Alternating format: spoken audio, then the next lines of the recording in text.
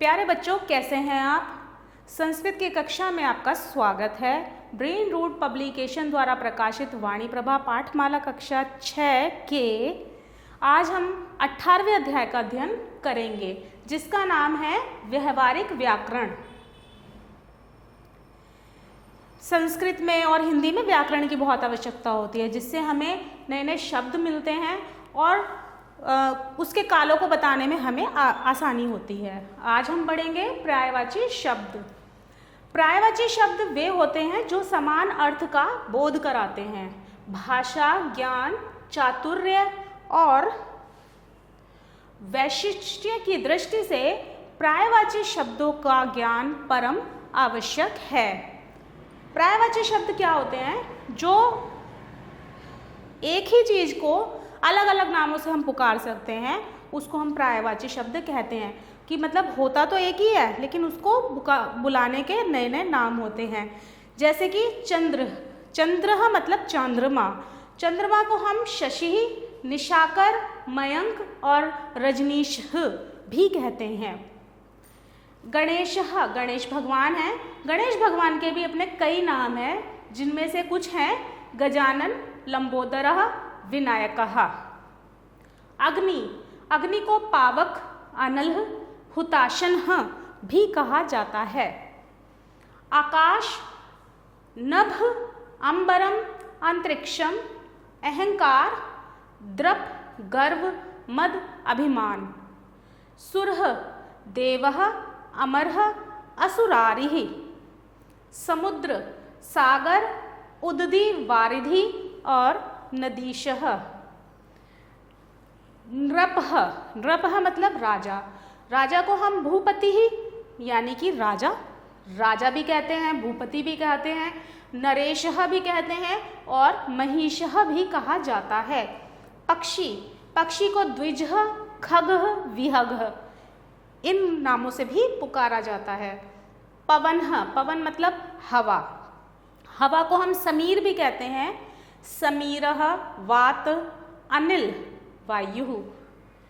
भानु, भानु मतलब सूर्य, सूर्य अर्थात रवि, सूर्य, दिनकरः, दिनेशः। कमलम, कमलम मतलब अंबुजम, पंकजम, नीरजम, सरोजम अर्थात कमल, कमल का फूल, उसको हम अलग अलग नामों से पुकारते हैं। अंबुजम, पंकजम, नीरजम और सरोजम। नेक्स्ट, नारी, नारी मतलब स्त्री। नारी को हम वनिता, स्त्री ही, कामिनी भी कहते हैं। नीरः, नीरः मतलब जल, जलम, अम्बु, वारिः। नरः जैसे कि मनुष्य, जन, जनः, मनुजः, मानवः, मनुष्यः और पुरुषः।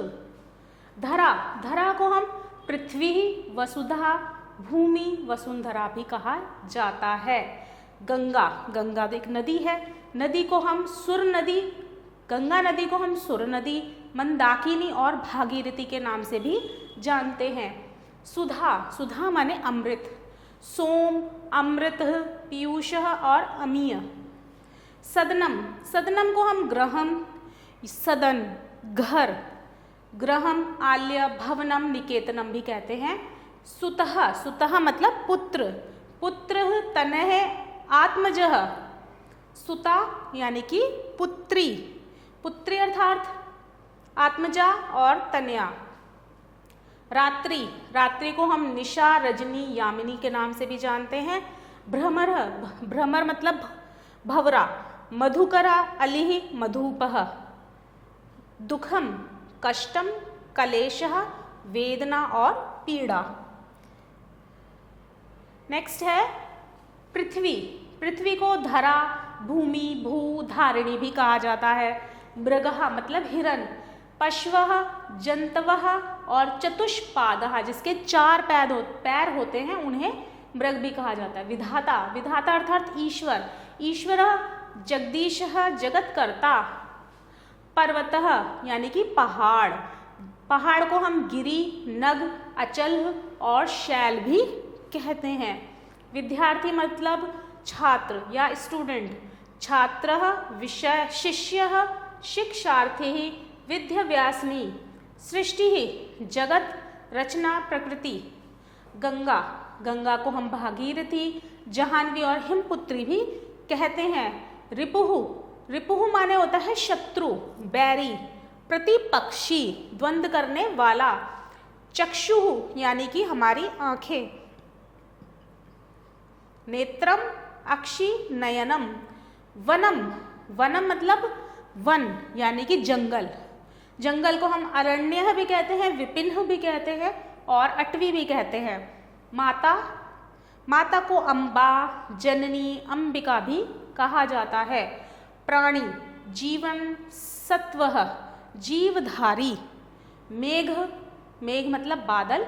वारिधः, जलधः और नीरदः ये भी कहा जाता है।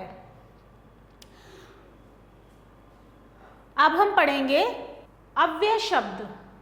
अव्यय क्या होते हैं? इसकी डेफिनेशन है, जो शब्द प्रत्येक काल, लिंग, विभक्ति तथा वचन आदि में एक समान होते हैं अव्यय कहलाते हैं। अव्यय शब्द सदा एक जैसे ही रहते हैं, उनके रूप में कभी किसी प्रकार का कोई भी परिवर्तन नहीं होता।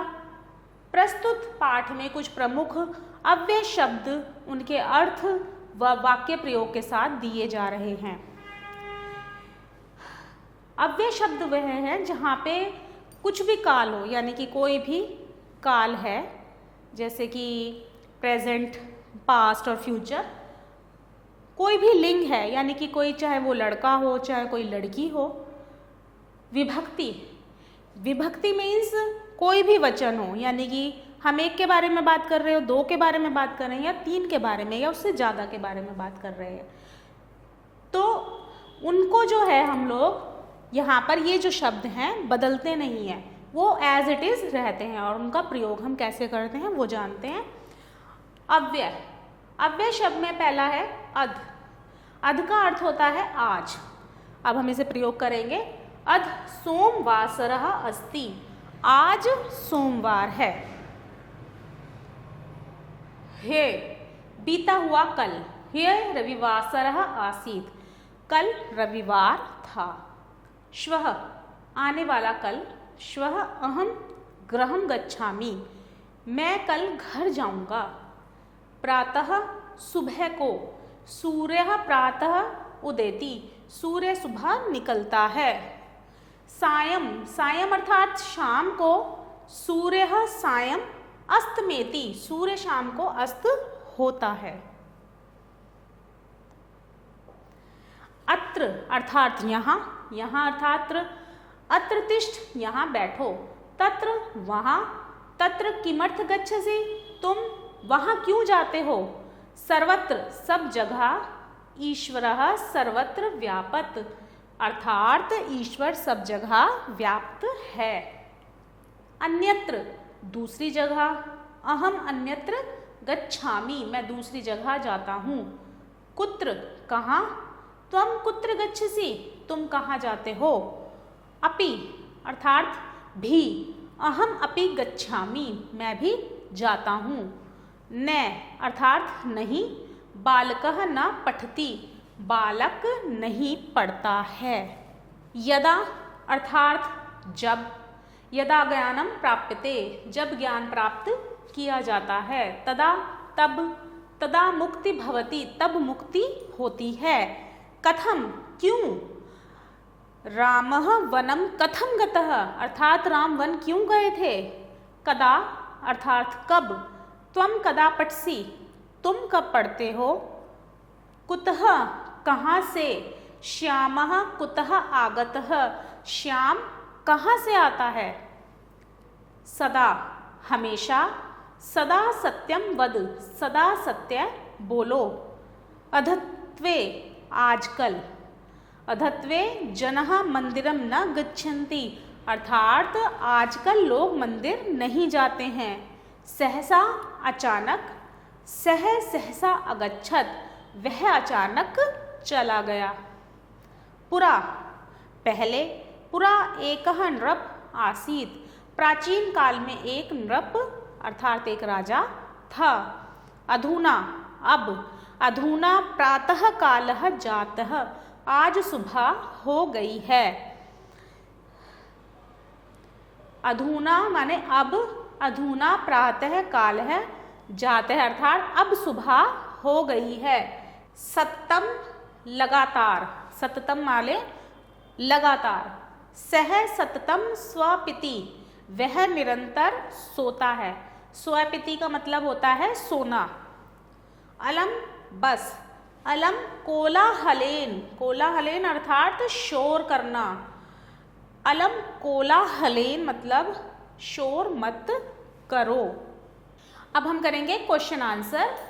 पहला प्रश्न है, निम्नलिखिता शब्दानाम द्वय द्वय प्रायवाची शब्दानाम लिखत, यानी कि इन शब्दों के दो दो प्रायवाची हमें लिखने हैं। राजा को हम क्या कहते हैं? राजा के दो प्रायवाची हैं, नृप और भूपति। सुता, सुता अर्थात पुत्री और आत्मजा। अमृतः, अमृतः मतलब सुधा और अमय। पवन, पवन को हम अनिल और वायु भी कहते हैं। देवः ईश्वरः और सुर। नभ आकाश और अंबरम पक्षी। खग और विहग। हमने इसके दो दो प्रायवाची लिखे हैं, जो बाकी के बचते हैं आप खुद उससे अभ्यास कीजिए। अब हम करेंगे क्वेश्चन नंबर 2। अव्यय की परिभाषा लिखिए। अव्यय क्या है? अव्यय अर्थात वो शब्द जो ना तो किसी काल में परिवर्तित होते हैं, ना किसी लिंग के आने पर परिवर्तित होते हैं, ना विभक्ति ना वचन, कुछ भी होने पर उनका जो अर्थ है, उनका जो अर्थ होता है वो बदलता नहीं है। वो कहीं जैसे होते हैं वो वैसे के वैसे ही रहते हैं। तो जो शब्द प्रत्येक काल, लिंग, वचन और विभक्ति आदि में एक समान होते हैं उन्हें अव्यय शब्द कहा जाता है। जैसे अध, प्रातः, कुत्र और न।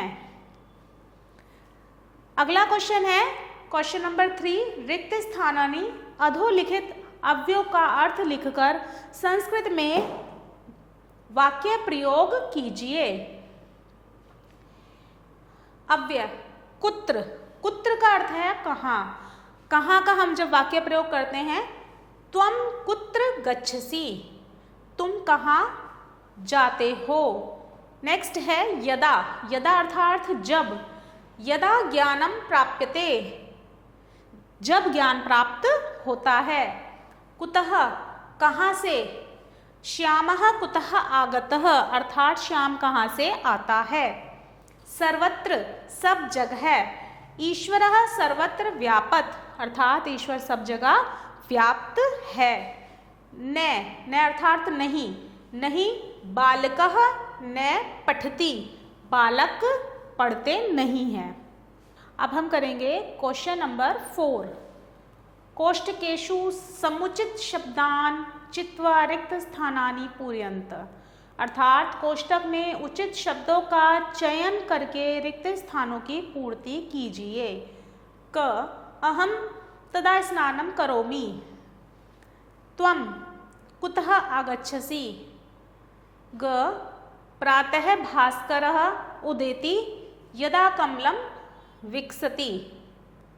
सदा सत्यं भूयात्। सूर्यः सायं अस्ताचलं गच्छति। आभार।